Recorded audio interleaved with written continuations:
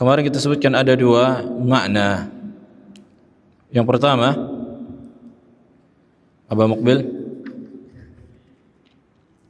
ijadu syai' wa ibda'uhu ala ghairi misalin sabiq. Naam. Yani menciptakan sesuatu, yang mengadakan sesuatu yang di mana sebelumnya tidak memiliki contoh dan bentuk. Kemudian yang kedua, makna khaliq. Naam. Ahsan, naam, at-taqdir, yakni yang mentakdirkan, yang merencanakan, yang mentakdirkan atau yang merencanakan. Naam, kemudian kita masuk ke pembahasan yang selanjutnya. Qala al-muallif hafizahullah taala Syekh Abdul Razzaq Al-Badr, al-khaliqu al-bari al-musawwir. Sekarang ini lebih spesifik dibandingkan yang sebelumnya. Kemarin kita bahas nama Allah Al-Khaliq dan Al-Khallaq. Al-Khallaq sighah mubalaghah. Sekarang Al-Khaliq Al-Bari Al-Musawwir. Al-Khaliq di pertemuan yang kemarin kita bahas, bagaimana kita sebutkan barusan, yang menciptakan, yang merencanakan. Kemudian Al-Bari, apa makna Al-Bari? Bara'a. Naam. Al-Bari huwa al-fasil wa at-tamyiz baina syai'ain, yang membedakan antara satu makhluk dengan makhluk yang lain. Yakni sudah masuk ke tahap penciptaan tapi dibedakan dia. Tamyiz baina al-asya', yakni membedakan antara makhluk-makhluk. Makanya kita lihat si fulan wajahnya begini, A wajahnya begitu, B wajahnya begini. Yani setiap makhluk berbeda, enggak ada yang sama dan serupa. Ini Al-Bari. Kemudian Al-Musawwir, Al-Musawwir yang membentuk. Nah, ini lebih spesifik lagi dari Al-Bari. Lebih spesifik dari, lebih rinci dari Al-Bari. Apa makna Al-Musawwir? Yang membentuk rupa makhluk yang Allah inginkan dan Allah tentukan. Jadi Al-Khaliq penciptaan secara umum, Al-Bari lebih khusus dibedakan antara makhluk dengan makhluk yang lain. Al-Musawwir aplikasi dari pembedaan dan penciptaan yang awal. Artinya Allah buat A bentuknya begini, Allah buat B bentuknya begini, Allah buat si fulan yang C bentuknya begini. Wadih. Jadi Al-Khaliq lebih umum, Al-Bari lebih khusus, Al-Musawwir lebih khusus lagi. Ini faedah muhimmah. Makanya di dalam bahasa Indonesia yakni kurang kita dapatkan padanan kata yang bisa mengungkapkan dalam bahasa Arab. Saking kayanya bahasa Arab, itulah yang dikatakan al-balaghah. Al-balaghah yang kesempurnaan dalam mengungkapkan sesuatu. Kalau diterjemahkan bahasa Indonesia, apalagi dilihat di kitab-kitab terjemahan bahasa Indonesia pada tafsir Al-Quran, pencipta sama kan gitu. Sementara di dalam bahasa Arab, apa kata para ulama? Ikhtilafu al-mabani yadullu ala ikhtilaf al-ma'ani. Perbedaan huruf menunjukkan perbedaan makna. Perbedaan satu huruf saja pada sebuah kalimat, pada sebuah lafaz sudah membedakan makna tambahan. Baik. Kita baca. Qala al-muallif rahimahullah, waqad jama'a Allahu hadhihi al-asma'a al-thalatha fi qawlihi subhanahu huwa Allahul khaliqul bari'ul musawwir lahul asma'ul husna. Allah Jalla wa Ala menyebutkan nama yang tiga ini di dalam surah Al-Hasyr ayat 24. Di dalam surah Al-Hasyr ayat 24. Dialah Allah Al-Khaliq Al-Bari Al-Musawwir, dan hanya milik Allah lah nama-nama yang husna. Ay huwal munfaridu bi khalqi jami'il makhluqat. Dialah Allah yang bersendiri pada penciptaan seluruh makhluk. Wa bara'a bi hikmatihi jami'al bariyat, dan Allah ciptakan dengan hikmahnya seluruh makhluk. Wa sawwara bi ihkamihi wa hassana khalqah jami'al kainat. Dan dialah Allah yang membentuk makhluk dan memperindah ciptaannya pada seluruh makhluk. Kalau ada yang bertanya, yakni ini sering ditanyakan orang-orang ateis. Yakni kalian mengatakan, ini pertanyaan orang ateis, misalnya kalian mengatakan bahwa seluruh ciptaan Allah bagus dan indah. Tetapi pada kehidupan real kita lihat ada orang yang cacat, yang lahir tak punya tangan. Nah, ada yang satu nggak punya mata, nggak punya, tidak lengkap organ fisiknya. Nah, kayak mana jawabannya, Pak Syafi'i? Nah, gimana jawabannya? Yani kita mengatakan bahwa seluruh yang Allah ciptakan adalah sempurna, kan itu. Kemudian kita lihat di kehidupan real banyak orang yang cacat, yang dimana bagi pandangan manusia ini bukan sesuatu yang sempurna. Nah, kaifal jawab? Bagaimana jawabannya? Pak Junaidi, Abu Albani, di mana kira-kira jawabannya? Naam? Enggak dengar. Dengan hikmah. Naam. Yakni di antara hikmah dan kesempurnaan Allah Jalla wa Ala, Allah ciptakan sebagian makhluk yang dianggap manusia kurang supaya mereka bisa melihat bahwa mereka itu yakni sempurna. Dan ini juga kesempurnaan, kan gitu. Makanya kata Ibnu Qayyim rahimahullah, bil adad tu'raful asya, dengan kebalikan bisa diketahui segala sesuatu. Nah, dan Allah Jalla wa Ala menciptakan banyak manusia yang sempurna, dan Allah ciptakan sebagian manusia yang kurang pada fisiknya untuk menunjukkan bahwa Allah mampu menciptakan yang ini dan itu, dan semuanya apa? Sempurna di sisi Allah Jalla wa Ala. Makanya Nabi mengatakan apa? Inna Allah la yanzuru ila suwarikum wala ila ajsamikum. Sesungguhnya Allah tidak memandang kemuliaan kalian itu dilihat dari bentuk dan fisik kalian, walakin ila qulubikum wa ila a'malikum. Tapi Allah memandang hati kalian, apa yang di hati kalian dari keimanan dan amalan kalian. Nah, dan hadis yang menyebutkan akan hal ini sangat banyak.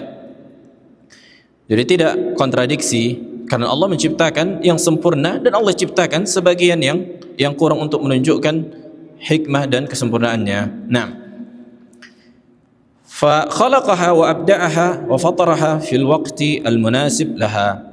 Yani Allah Jalla wa Ala menciptakan makhluk, nah, pada waktu yang tepat. Wa qaddara khalqaha ahsana taqdir, dan mentakdirkan penciptaannya dengan penciptaan atau takdir yang paling sempurna. Wa sana'aha atqan as-sun', dan Allah menciptakannya dengan kesempurnaan juga. Wa hadaha limasalihiha, dan memberikan petunjuk bagi seluruh makhluk, yang ini sifatnya hidayah yang umum. Karena apa? Semua makhluk Allah berikan hidayah sampai binatang di dalam sangkarnya. Maksudnya hidayah secara umum, yang dimana makhluk ini bisa memberikan manfaat bagi kehidupannya sendiri. Ini sudah kita bahas sebelumnya dalam hidayah, kan? Nah,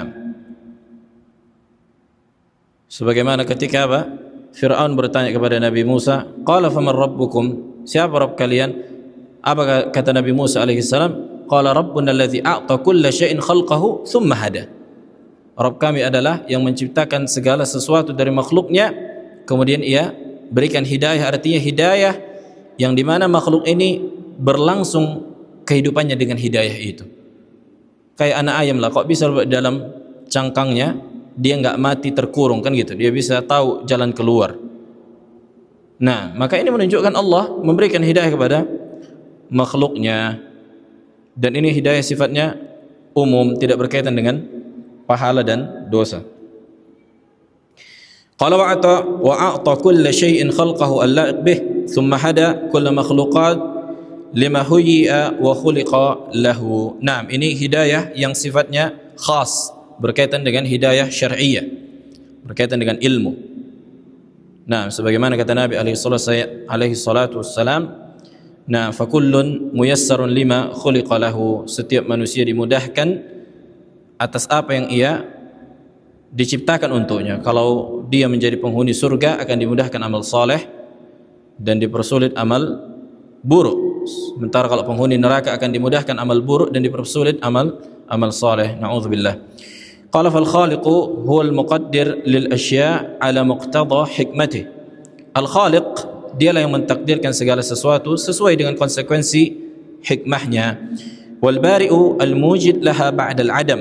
Al bari', sebagaimana kita sebutkan bahwa sebelumnya Allah memisahkan antara makhluk dengan makhluk yang lain dan mengadakannya yang dimana sebelumnya keadaan makhluk itu tidak ada.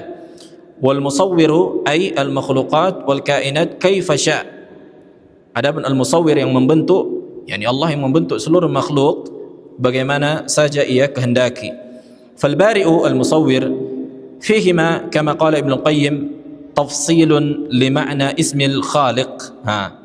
Al bari' dan al musawwir ini sebuah makna yang menjelaskan dari makna al-khaliq. Al-khaliq ini lebih umum, yakni penciptaan secara umum, takdir. Nah, al-bari yang membedakan antara makhluk dengan makhluk yang lain. Kemudian al-musawwir, aplikasi dari bentuk yang ingin Allah bedakan itu. Fallahu jalla wa ala idza arada khalqa syai'in qaddarahu bi'ilmihi wa hikmatihi thumma bara'ahu ay awjadahu wifqa ma qaddara fi surati allati sya'aha wa aradaha subhanah. Allah Jalla wa ala apabila menginginkan sesuatu, Allah takdirkan. Yani Allah takdirkan. Ada yang masih ingat maratib al-qadar, rukun takdir? Kemarin kita sebutkan, Abu Albani, masih ingat Abu Albani? Kemarin hari Ahad kita sebutkan maratib al-qadar ada 4. Yang pertama, ahsan, na'am, ilmu. Artinya Allah mengetahui segala sesuatu. Kemudian yang kedua, al-kitabah, Allah takdirkan. Kemudian yang ketiga,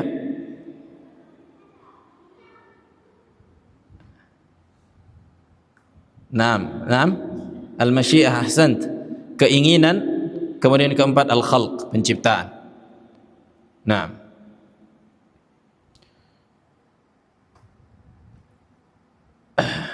Qala Ibnu Katsir rahimahullah, al-khalqu at-taqdiru wal bar'u hakadha, al-bar'u bi fathi al-ba' huwa al-fari wa huwa at-tanfidh wa ibrazu ma qaddarahu wa qarrarahu ila al-wujud.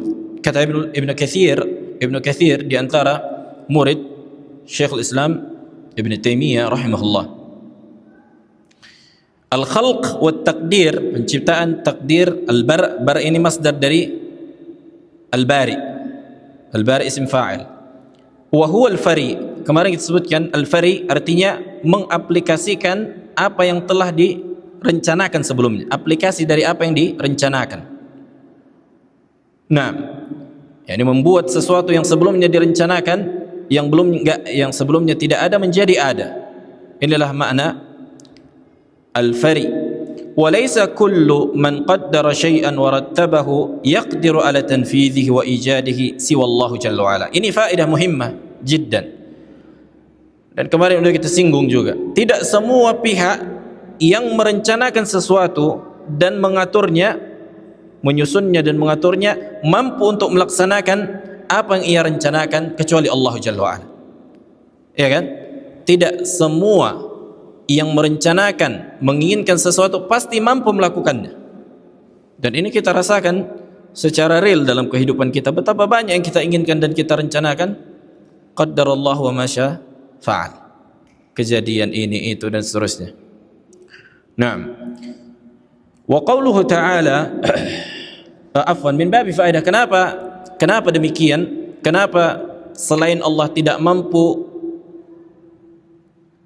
mengaplikasikan apa yang ia rencanakan? Karena seluruhnya berkaitan dengan sebab dan akibat, yakni makhluk berkaitan dengan sebab dan akibat, dan sebab dan akibat ini diantara ciptaan Allah Jalla wa'ala dan membutuhkan pertolongan Allah subhanahu wa ta'ala. Nah, karena kalau Allah tidak kehendaki maka enggak akan terjadi. Wa ma lam yasha' lam yakun. Segala sesuatu yang tidak Allah kehendaki tidak akan terjadi. طيب وقوله تعالى الخالق الباري المصور أي الذي إذا أراد شيئا قال له كن فيكون, yang dimana Allah apabila menginginkan sesuatu Allah berkata kepadanya maka jadilah, maka terjadilah. Nah, kun fayakun, fayakun di sini isim yakni kana tammah, yakni sempurna, tidak membutuhkan khabar, artinya waqa'a, terjadi. طيب على الصفة التي يريد والصورة التي يختار, dengan sifat yang Allah inginkan dan bentuk yang Allah pilih. Makanya subhanallah kalau kita perhatikan kehidupan kita, yakni kita nggak bisa milih orang tua kita, kan gitu kan? Pokoknya tahu kita lahir ke dunia, inilah ayah kita, ini mama kita, ibu kita. Nah, maka lahumul khiyarah, kata Allah. Memang beginilah kehidupan. Tapi seseorang misalnya waliyadzubillah dilahirkan pada keluarga yang kafir, kan gitu, lahir pada keluarga yang kafir, maka ini bukan lahirnya dia dengan keluarga yang kafir bukan sebuah ketercelaan, karena ini bukan pilihan dia, tapi dia bisa memilih setelah itu, kan gitu. Allah tidak paksa dia bisa memilih untuk beriman atau untuk kufur dengan orang tuanya. Nah, maka tidak ada hujjah bagi orang kafir dia mengatakan, oh ayah aku kafir, ibuku kafir, ya udah aku kafir. Enggak. Allah memberikanmu pilihan. Atau misalnya orang tua kita tidak memahami sunnah Nabi, masih melakukan sebagian kebid'ahan misalnya, maka manusia bisa belajar dan bisa melawan itu, bukan sesuatu yang tercela. Nah, bukankah Rasulullah alaihi salatu wassalam, ayah beliau dan ibu beliau di neraka? Ini ucapan dari Nabi alaihi salatu wassalam. Nah, abi wa abuka finnar, ayahmu dan ayahku di neraka. Rasul alaihi salatu wassalam, Nabi yang paling mulia, karena bukan pilihan Rasul lahir dari keluarga atau dari orang tua yang kafir. Nah, qala rahimallahu ta'ala kaqaulihi fi ayyi suratin ma syaa rakkabak, pada bentuk yang Allah kehendaki dan engkau dan Allah pasangkan atau Allah bentuk. Walihadza qala al-musawwir ay alladhi yanfidh ma yuridu ijadahu ala sifati allati yuriduha. Al-musawwir yang membentuk artinya mengaplikasikan apa yang ia inginkan dari sifat atau bentuk yang ia kehendaki. Nah, فتفسير الخلق هنا بالتقدير ينتظم به ذكر هذه الأسماء الثلاثة بهذا الترتيب الوارد في الآية، وهو تقدير وجود المخلوق. الخلق yang pertama menentukan dan merencanakan wujud dari makhluk. Itulah masuk ke dalam martabah ilmu kitabah dan masyiah. ثم بريه وهو إيجاده من العدم. Kemudian Allah ciptakan, tapi dengan membedakan antara makhluk yang A dengan makhluk yang B. ثم جعله بالصورة التي شاءها سبحانه. Kemudian Allah ciptakan bentuk yang khusus bagi makhluk ini. Ini katakan musawwir.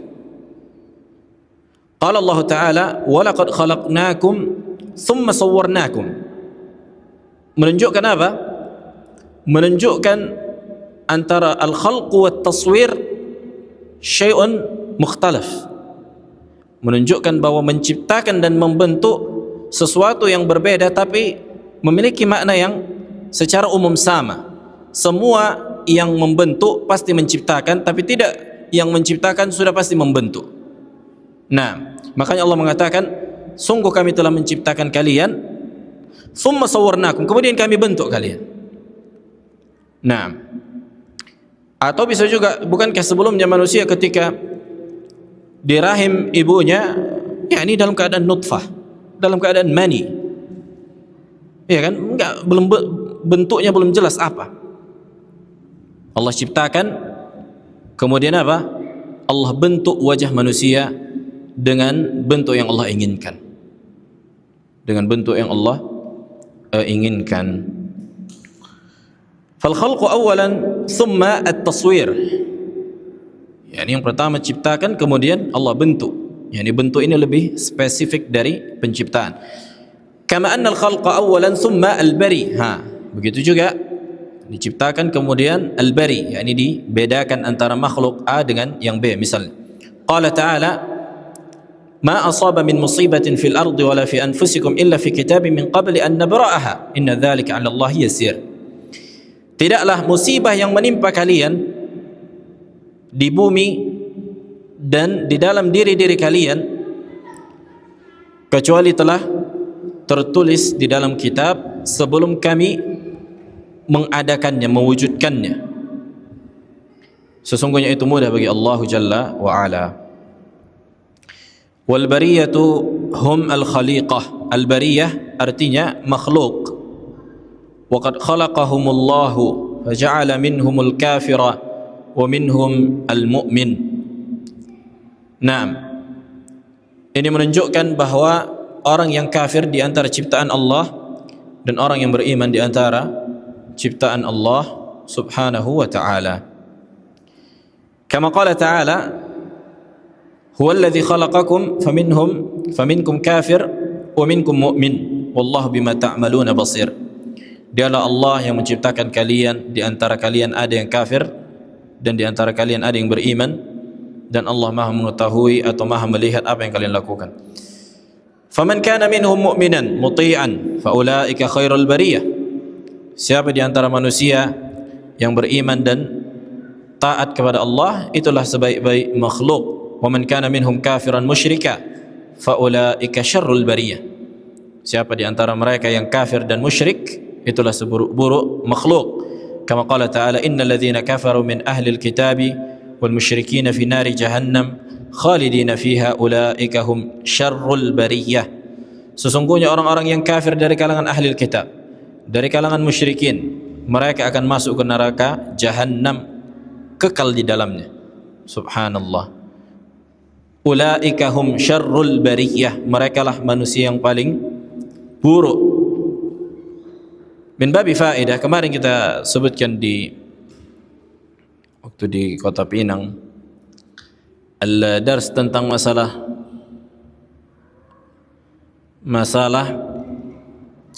orang-orang beriman kan dikeluarkan nanti dari neraka. Siapa dari kalangan orang yang beriman yang masuk ke dalam neraka, inilah seburuk-buruk manusia dari kalangan yang beriman. Nasallallahu salamatul afiyah. Siapa yang dimasukkan nanti ke dalam neraka waliyadzubillah, inilah manusia yang paling buruk dari kalangan yang beriman. Kenapa? Bukankah manusia ketika di dunia ditimpa musibah, dan musibah menggugurkan dosa? Iya kan? Musibah yani betapa banyak musibah, sakit menggugurkan dosa. Apalagi seseorang yang mengharap pahala di situ, kemudian hilangnya orang-orang yang dicintai dengan wafat. Yani pahala besar di sisi Allah Jalla wa Ala. Ibadah-ibadah bukankah menggugurkan dosa? Kemudian kalaupun dia enggak punya amalan yang cukup, maka dia akan diazab di dalam kuburannya, dan azab kubur meringankan azab nanti di akhirat. Masa udah di dunia enggak tercuci, di dalam kubur tidak tercuci, tidak dapat syafaat, kemudian masuk neraka waliyadzubillah. Makanya kata para ulama, siapa yang masuk neraka, inilah yang paling buruk dari kalangan orang beriman. Adapun kafir, mereka kekal. Bedanya orang beriman tidak kekal di dalamnya. Ketika kadar dosanya habis, akan Allah keluarkan. Itulah yang dikatakan jahannamiyin. Nah, innal ladzina amanu wa 'amilus salihati ulaika hum khairul bariyah. Sesungguhnya orang-orang yang beriman dan beramal saleh, itulah sebaik-baik makhluk. Jazaohum 'inda rabbihim jannatu 'adnin tajri min tahtiha al-anhar khalidina fiha abada radhiyallahu anhum wa radu an. Dzalika liman khashiya rabbah. ولا بد من التنبيه هنا إلى أن الشرك هؤلاء باتخاذ الأنداد wasyuraka ma'allahi fil ibadah. Kata beliau, perlu diperhatikan di sini, kesyirikan manusia di zaman Nabi alaihi salatu wassalam itu terjadi pada peribadatan. Wadih? Terjadi pada ibadah, masalah ibadah. Adapun masalah rububiyah hampir tidak terjadi kesyirikan. Maksudnya enggak ada dari kalangan orang-orang musyrikin yang mengatakan bahwa ada yang menciptakan dan menghidupkan selain Allah Jalla wa Ala. Naam. Ma'a anna alladhi bara'ahum huwa Allah wahdah amrun fi ghayati as-safah wa nihayati ad-dhalal, bal innahu a'zamu adh-dhulmi wa akbaru al-jurmi. Kata beliau, ini menambah buruknya dan hinanya orang-orang musyrikin. Kenapa? Bukankah mereka yang mengetahui bahwa Allah lah yang menciptakan mereka, Allah lah yang menghidupkan mereka, tapi mereka sekutukan yang menciptakan mereka dan menghidupkan mereka dengan sesuatu selain Allah Jalla wa Ala dalam perkara ibadah. Walihada dhamma Bani Israel fi ibadatihim al-ijla wa ja'alahu syarikan ma'allah. Oleh karena itu Allah menghina dan mencela Bani Israel yang melakukan ibadah dengan ijil. Ijil itu anak sapi. Subhanallah. Anak sapi mereka apa? Mereka sembah, yakni dari patung. Sebagaimana Allah sebutkan di surah Taha, yakni Samiri. Nah, di zaman sekarang ada enggak manusia yang menyembah sapi? Ada orang-orang, sebagian orang India.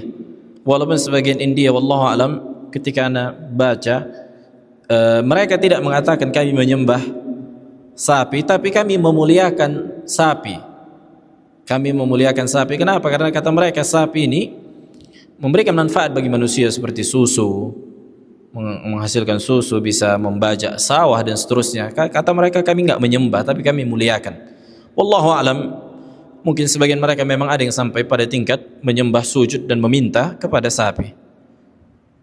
Nah, karena apa? Bentuk pemuliaan makhluk apabila tidak sesuai dengan apa yang diajarkan oleh agama Islam, ujung-ujungnya akan disembah. Ini kaidah al-ghulu fi salihin atau ghulu fi al-makhluq. Bersikap ekstrim dalam memuliakan makhluk, ujung-ujungnya disembah. Wadih. Makanya dilarang seseorang apa? Memajang foto orang-orang saleh atau patung yang dimana awalnya nanti bentuk pemuliaan mengingat, sebagaimana kaum Nabi Nuh dibuat patung supaya apa? Memotivasi dan mengingat jasa-jasa mereka, mengenang jasa para pahlawan untuk ibadah yang besoknya apa? Disembah oleh orang-orang setelahnya. Baik, wal ijlu kata beliau hayawan bahim la yamlik li nafsihi naf'an wala darra fadlan an yamlika syai'an min dzalika li ghairi. Yani sapi, anak sapi ini binatang yakni yang enggak bisa memberikan manfaat bagi dirinya dan mudarat juga enggak bisa, apalagi bagi orang lain. Wa anna amalahum hadza zulmun wa ayu zulm, dan amalan mereka yang beribadah kepada anak sapi ini ke sebesar-besar kezaliman. Faqala Allah Ta'ala wa idh qala Musa liqaumihi ya qaumi innakum zalamtum anfusakum bittikhadhikum al-ijl fatubu ila bari'ikum faqtulu anfusakum dzalikum khairul lakum 'inda bari'ikum fataba 'alaikum innahu huwat tawwabur rahim. Apa kata Allah Jalla wa Ala? Ingatlah ketika qala Musa liqaumihi, yakni Nabi Musa berkata kepada kaumnya, wahai kaumku, sesungguhnya kalian melakukan kezaliman bagi diri-diri kalian, di mana kalian menjadikan ijil, yakni anak sapi, sebagai sesuatu yang diibadahi. Maka silahkan kalian bertobat kepada yang menciptakan kalian. Yakni Nabi Musa ingin mengingatkan jasa Allah Jalla, kebaikan Allah yang menciptakan kalian wahai Bani Israel itu Allah, bukan ijil. Maka kenapa kalian palingkan ibadah kalian kepada ijil, kepada anak sapi? Makanya Nabi Musa kata ila bari'ikum, ya kan? Supaya mereka yastash'ir, supaya mereka sadar, oh iya ya, kita yang yakni Allah yang menciptakan kita. Kok bisa kita sembah anak sapi yang dia sendiri diciptakan oleh Allah Jalla wa'ala. Nah, faqtul anfusakum, dan bunuhlah diri kalian, itu lebih baik bagi kalian di sisi Rabb kalian, yang menciptakan kalian. Naam, innahu at-tawwabur rahim. Adzan. Wa qala qabla hadha bi ayatain thumma ittakhadhtum al-ijla min ba'dihi wa antum zalimun. Yani kemudian kalian wahai Bani Israel menjadikan anak sapi sebagai sesuatu yang diibadahi, dan sungguh kalian benar-benar zalim. Qala fasyirku asna' al-zulm wa afdha'uhu. Kesyirikan adalah sebesar-besar dan seburuk-buruk kezaliman. إذ كيف يسوى المخلوق الناقص بمن أوجد الخليقة وبرأ النسم سبحانه عما يشركون. Yani kok bisa lah pula makhluk ini yang kurang, yang lemah, yang hina disamakan dengan yang menciptakan makhluk, yang menghidupkan ruh, yang menciptakan ruh. Maka maha suci Allah atas apa yang mereka sekutukan. يقول ابن كثير رحمه الله وفي قوله تعالى هنا إلى بارئكم تنبيه إلى عظم جرمهم. Ketika Allah mengatakan, yakni menceritakan tentang Nabi Musa kan gitu, ketika Nabi Musa berkata kepada kaumnya fatubu ila bari'ikum, bertaubatlah kalian kepada yang menciptakan kalian. Ini menunjukkan buruknya dan hinanya perbuatan mereka. Kenapa? Ay fatubu ila alladhi khalaqakum wa qad abadtum ma'ahu ghairah. Maka kembalilah kepada yang menciptakan kalian. Sungguh kalian telah menjadikan selain Allah sebagai sesuatu yang diibadahi. Subhanallah. Fakaunuhu subhanahu al-bari wahdah burhanun jaliyun ala wujubi tauhidihi wa ifradihi bil ibadah. Maka keadaan Allah yang di mana Allah sang pencipta, Al-Bari, Al-Musawwir, dan dialah Allah satu-satunya yang mampu melakukan itu. Ini dalil yang sangat jelas menunjukkan wajibnya mentauhidkan Allah dalam perkara ibadah. Wa kadzalika kaunuhu subhanahu al-musawwir wahda burhan ala wujub tauhidihi wa ikhlasid din lahu. Naam, hubungan antara tauhid uluhiyah dan tauhid rububiyah dan tauhid uluhiyah at-talazum, yakni konsekuensinya kan gitu kan. Setiap orang yang mengakui Allah yang menciptakan, menghidupkan, mematikan dan seterusnya, maka wajib bagi dia untuk mengarahkan ibadah hanya kepada yang mampu melakukan itu. Naam. Qala Allah Ta'ala, Allahu alladhi ja'ala lakumul arda qarara والسماء بناء وصوركم فأحسن صوركم ورزقكم من الطيبات ذلكم الله ربكم فتبارك الله رب العالمين هو الحي لا إله إلا هو فادعوه مخلصين له الدين الحمد لله رب العالمين. وقال تعالى هو الذي يصوركم في الأرحام كيف يشاء. Dialah Allah yang membentuk fisik kalian dan wajah kalian dan rupa kalian di dalam rahim-rahim ibu kalian dengan bentuk dan fisik dan rupa yang Allah kehendaki. La ilaha illahu al-azizu al-hakim. Tidak ada ilah kecuali dia Allah al-aziz dan al-hakim. ولهذا حرم سبحانه على عباده التصوير ذوات الأرواح لما فيه من مضاحة لخلق الله ولما فيه من فتح لأبواب الشرك والضلال. Oleh karena itu Allah Jalla wa'ala mengharamkan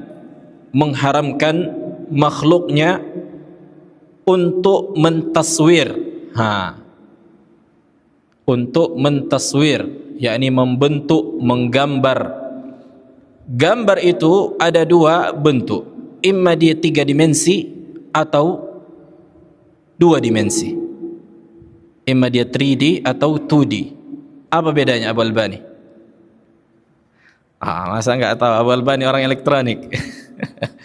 3D, 3D yang bisa dilihat dari seluruh arah. Wah, contohnya apa? Contohnya gelas ini 3D. Iya kan? Bisa kita lihat dari seluruh arah. Inilah yang dikatakan patung, yakni sonam, kalau dia dalam bentuk hewan atau makhluk, yakni manusia. Wah, yakni patung yang dipahat. Ini dikatakan taswir juga. Kemudian ada yang dia 2D, apa itu gambar. Seperti menggambar di papan tulis, gambar manusia misalnya atau hewan atau manusia. Wadah. Jadi di papan tulis ini kan coba bisa dilihat dari arah depan kan? Dari belakang, dari kiri, dari kanan enggak bisa kita lihat. Itulah perbedaan. Dan dua-duanya di dalam hadis masuk, yakni taswir, dikatakan taswir. Yang lebih parah itu 3 dimensi, patung. Yang lebih parah, walaupun sebenarnya apa? Ini juga sama. Dua-duanya apa? Muharram. Kemudian masalah taswir, foto dengan kamera, alat fotografi, maka ini masalah khilafiyah di kalangan para ulama. Masalah khilafiyah di kalangan para ulama. Kenapa? Yani mereka melihat ilahnya atau tahqiq al-manat, istilah dalam usul fikih. Apakah kamera ini di antara bentuk dia dikiaskan kemana? Dia menggambar dengan tangan atau seperti cermin yang memantulkan cahaya sebagaimana yang ia tangkap pada kehidupan real? Jelas.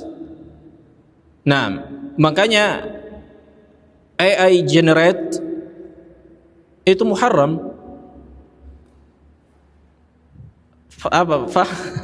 Faham AI generate? Mengenerate apa? Makhluk yang bernyawa, mengenerate manusia misalnya. Kalau sahih itu muharram. Kenapa?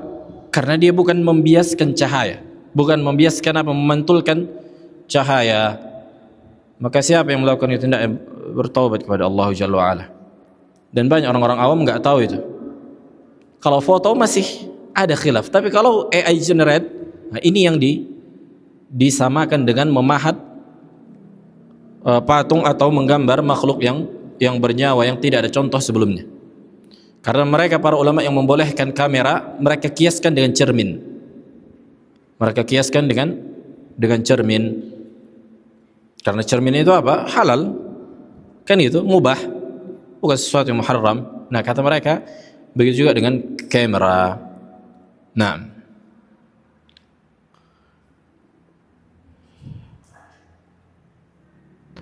baik, kata beliau di sini, kenapa Allah mengharamkan menggambar baik itu 3 dimensi atau 2 dimensi, khususnya makhluk yang bernyawa seperti hewan atau manusia? Karena ada unsur menyerupai ciptaan Allah Jalla wa'ala dan membuka pintu-pintu kesyirikan dan kesesatan. Nah, makanya illah diharamkannya foto dan patung, maksudnya foto gambar yang dengan tangan, itu ada 2. Yang pertama, menyerupai ciptaan Allah. Kemudian yang kedua, membuka pintu kesyirikan. Nah, makanya siapa yang memiliki foto di rumahnya hendaknya tidak dipajang. Yang pertama disebutkan dalam hadis, innal malaika la tadkhul fi baitin fihi surah wa kalb. Sesungguhnya malaikat yang membawa rahmat dan seterusnya tidak masuk ke dalam rumah yang di dalamnya terdapat foto, yakni makhluk bernyawa atau patung. Nah, qala fa fi sahihain an Abdullah bin Mas'ud radhiyallahu ta'ala anhu qala sami'tu Rasulullah alaihi salatu wasallam yaqul inna ashadda an-nasi 'adzaban 'inda Allah yaum al-qiyamah al-musawwirun. Kata Nabi sallallahu alaihi wasallam, sesungguhnya manusia yang paling berat azabnya di sisi Allah nanti pada hari kiamat merekalah para pemahat patung atau tukang gambar dengan tangan mereka. Wa fihima an Aisyah radhiyallahu ta'ala anha anna Rasulullah alaihi salatu wasallam qala ashaddu an-nasi 'adzaban yaum al-qiyamah alladhina yudahuna bi khalqillah, yakni orang-orang yang menggambar dengan tangan mereka baik itu 3D atau 2D, yakni gambar atau patung. Nah, wa fihima min hadis Abi Hurairah yaqulu Rabb subhanahu, hadis al-qudsi nanti pada hari kiamat, wa man azlam mimman dhahaba yakhluqu ka khalqi falyakhluqu. Ini dibolehkan kan gitu.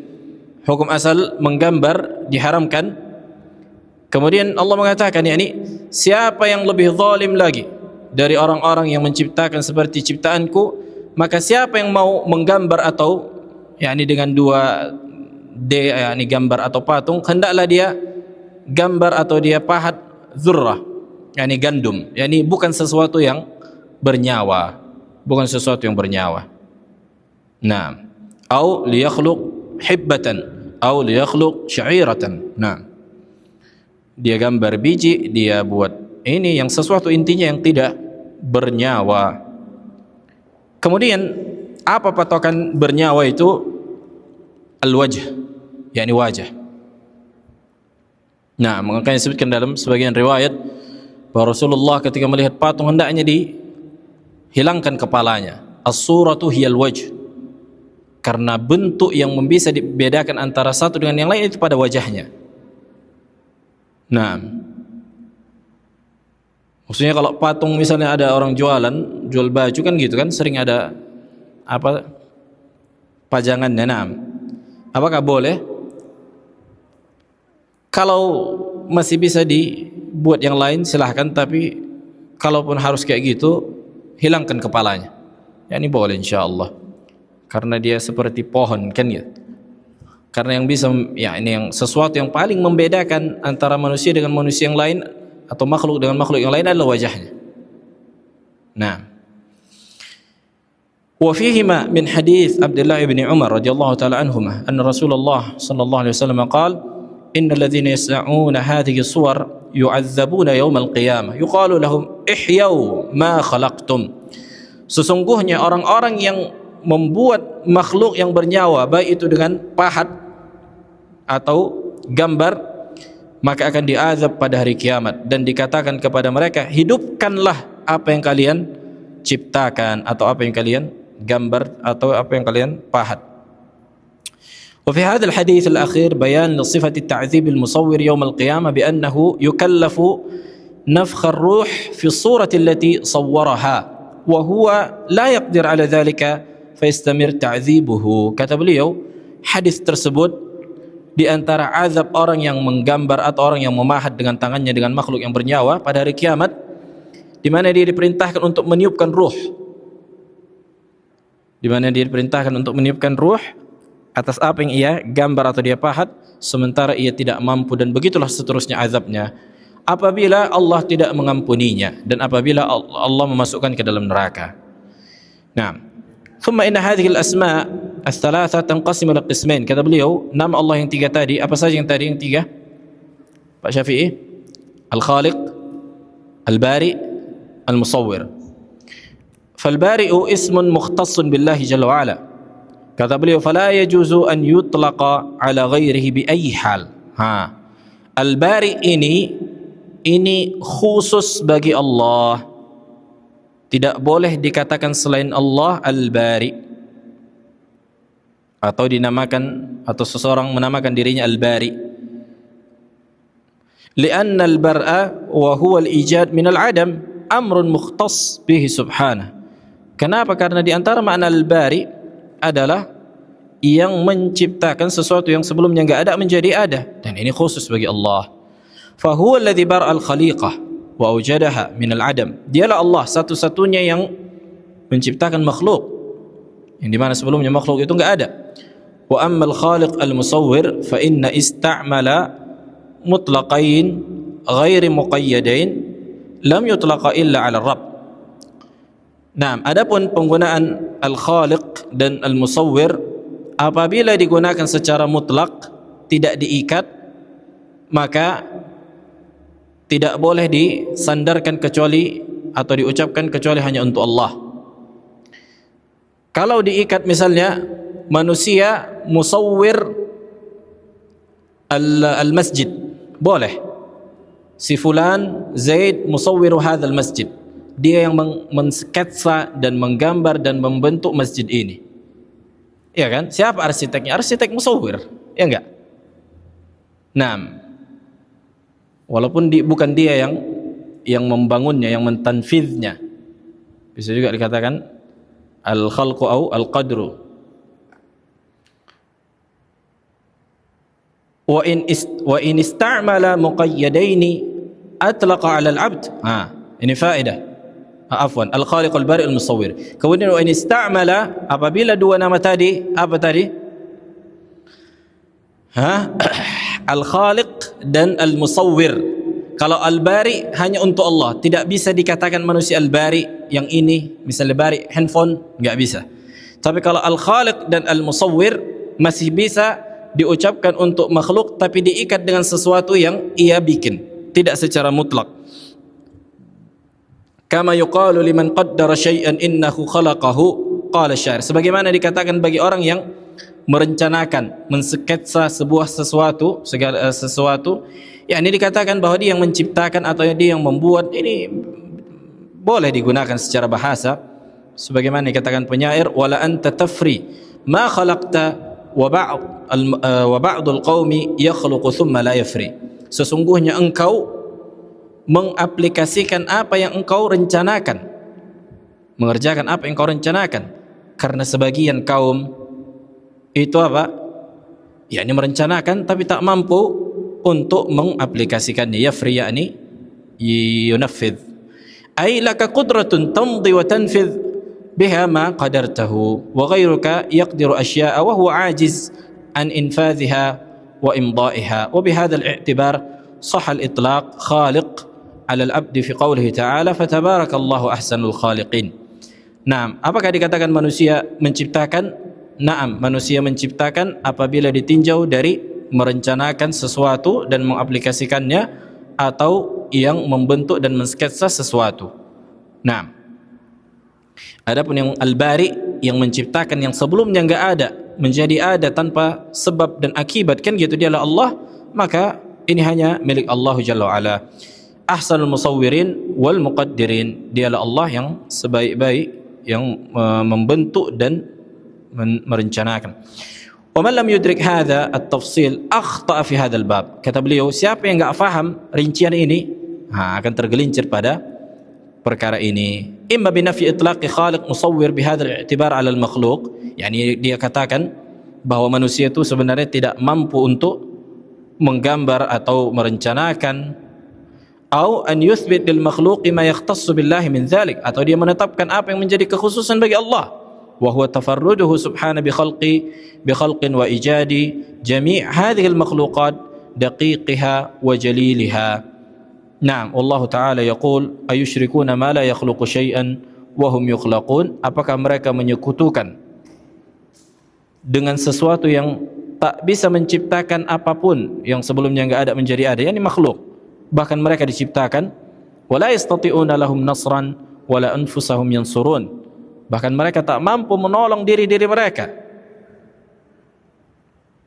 bahkan mereka tak mampu menolong orang lain, dan diri-diri mereka sendiri juga mereka tak mampu untuk menolongnya. Baik, ada pertanyaan?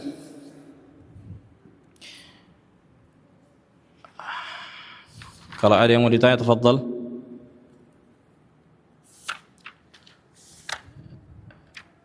Khulasah, kesimpulan dari apa yang kita sebutkan tadi, bahwa al-khaliq maknanya umum. Apabila digandengkan al-khaliq, al-bari, al-musawwir, maka al-khaliq penciptaan secara umum, kemudian al-bari yang menciptakan sebelumnya enggak ada menjadi ada, kemudian membedakan antara satu dengan yang lain, kemudian al-musawwir penciptaan dari bentuk dari apa yang Allah inginkan. Wadah. Naam. Maksudnya ketika Allah membentuk makhluk seperti manusia di dalam rahim ibu mereka, ini dikatakan musawwir. Yang pertama Allah ciptakan manusia dari nutfah, ya kan? Kemudian mudghah, kemudian alaqah. Nah, kemudian Allah bentuk fisik makhluk itu untuk mudah memahaminya seperti makhluk. Min babi faedah bahwa orang-orang falasifah mengatakan bahwa hakikatnya Allah, yakni orang-orang ahlul kalam, hakikatnya Allah itu menciptakan sesuatu dari sesuatu yang lain, yakni khalqun bila maddah atau khalqun bil maddah. Maksudnya apa? Maksudnya Allah itu menciptakan sesuatu, hakikatnya tidak dari sesuatu itu enggak ada menjadi ada, tapi merubah materi-materi yang ada. Wah, contohnya apa? Adam, kata mereka, bukankah makhluk yang pertama kali Allah ciptakan? Nah, kata mereka ini bukan sesuatu yang sebelumnya enggak ada menjadi ada, tapi mengubah Adam yang sebelumnya dari tanah. Tanah itu sudah ada, tapi Allah bentuk menjadi makhluk. Kemudian sebagaimana manusia pada umumnya, Allah ciptakan dari mani manusia, kemudian masuk ke dalam rahim, kemudian Allah ciptakan. Yani Allah ubah dari satu bentuk ke bentuk yang lain. Hakikatnya mereka mengatakan, adapun menciptakan A yang sebelumnya dia enggak ada tanpa materi, maka kata mereka ini enggak terjadi pada ciptaan Allah. Makanya hakikatnya mereka mengingkari keagungan ciptaan Allah. Sementara Allah mampu menciptakan sesuatu itu tanpa sebab dan dengan sebab. Iya kan? Contohnya, apakah kita mengingkari misalnya teori terjadinya hujan? Pak Syafi'i. Misalnya penelitian sains mengatakan bahwa hakikatnya air yang ada di laut menguap, kena panas, menguap, kemudian apa? Timbul awan, kemudian awan dikenai suhu, menurunkan air, yakni hujan. Tapi pertanyaannya, siapa yang melakukan proses ini? Apakah terjadi begitu saja? Iya kan? Mungkin Allah Jalla wa'ala membuat penciptaan hujan demikian. Tapi apakah semua awan menurunkan hujan? Betapa banyak awan yang tidak menurunkan hujan. Walaupun memang hujan biasanya Allah ciptakan dari awan. Ya kan? Mungkin kita nggak tahu, mungkin bisa saja terjadi hujan sebelumnya tanpa awan. Iya enggak? Tapi biasanya sunnatullah, biasanya Allah menciptakan awan itu, hujan itu turun dari awan. Nah, tapi kita katakan ini semua apa? Proses yang Allah ciptakan, mungkin dengan itu. Tapi Allah mungkin saja menurunkan hujan tanpa ada awan. Dan Allah mampu melakukan itu. Nah, makanya subhanallah, orang-orang ahli kalam, yakni akal mereka sudah dirusak orang-orang filsafat. Disebabkan akal, mengagungkan sesuatu akal dengan sebab akibat, dengan dikorek terus. Sementara ahlu sunnah, sementara orang beriman, menetapkan apa yang Allah tetapkan dalam Al-Quran dan sunnah. Adapun kaifiyahnya, bagaimana rinciannya, maka ngapain kita korek-korek sampai membuat manusia gila. Itulah mungkin istilah orang zaman dulu, jangan belajar agama dalam-dalam, bisa gila. Kenapa? Iya, belajar filsafat. Kalau belajar ilmu kalam bisa gila, iya. Tapi kalau belajar sesuai dengan Al-Quran dan Sunnah, bukan membuat gila, membuat waras, membuat akal sehat. Nah, ada pertanyaan? Fadhal Pak Syafi'i.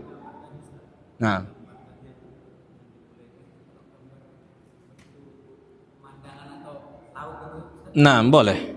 Kalau dia yang bukan berruh, tidak ada ruhnya, tidak ada nyawanya, ini dibolehkan.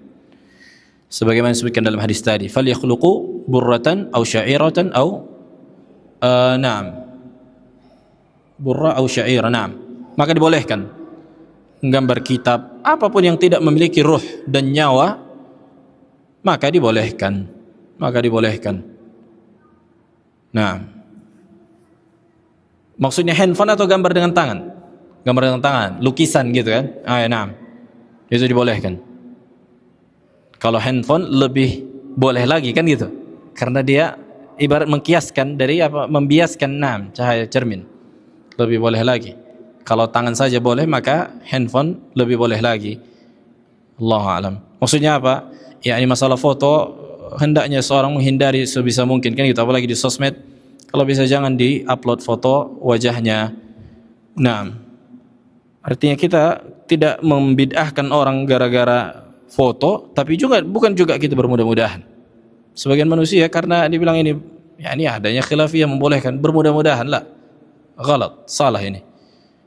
Sebagian orang lagi kelewatan pula, sampai yang misalnya menyebarkan dakwah dengan video juga ditabdi'. Silahkan mereka yang mengatakan, misalnya siapa yang berdakwah dengan video maka mubtadi', misalnya. Datangkan satu ucapan ulama yang mengharamkan video, kemudian mereka mentabdi' orang-orang yang berdakwah dengan video. Tidak pernah kita dapatkan. Nah, maka ini ghulu yani fi ahkam al-far'iyyah, al-khilafiyyah, al-ijtihadiyyah. Subhanakallah bihamdik asyhadu an la ilaha illa anta astaghfiruka wa atubu ilaik.